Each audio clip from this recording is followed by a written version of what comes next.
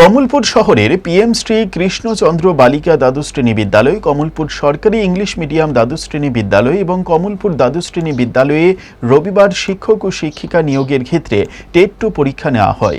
বিভিন্ন মহকুমা থেকে আগত পরীক্ষার্থীদের সরকারি গাইডলাইন অনুসারে বেলা 11টায় পরীক্ষা হলো এবং কমলপুর দ্বাদশ শ্রেণী বিদ্যালয়ের প্রধান শিক্ষক দেবজিৎ রায় জানান, এখানে 204 জন পরীক্ষার্থী পরীক্ষায় বসেছেন। পিএম শ্রী কৃষ্ণচন্দ্র বালিকা দ্বাদশ শ্রেণী বিদ্যালয়ের প্রধান শিক্ষক সুফুল শুক্ল বৈদ্য জানান, বিদ্যালয়ে মোট টেট 2 পরীক্ষার্থী 286 জন। আজকে 27শে এপ্রিল রোববার ত্রিপুরার বিভিন্ন সেন্টারের সঙ্গে কমলপুরেও আমাদের দ্বাদশ শ্রেণী বিদ্যালয়ে ট্যাট পেপার 2 এক্সাম স্টার্ট হয়েছে এবং ব্যাপক সংখ্যায় ছাত্র কেন্দ্রীয় যারা আছে তারা উপস্থিত আছেন এবং নির্বিঘ্নে পরীক্ষা দিতে চলছে। সমস্ত ব্যাপার ঠিকঠাক চলছে। কতজন স্টুডেন্ট?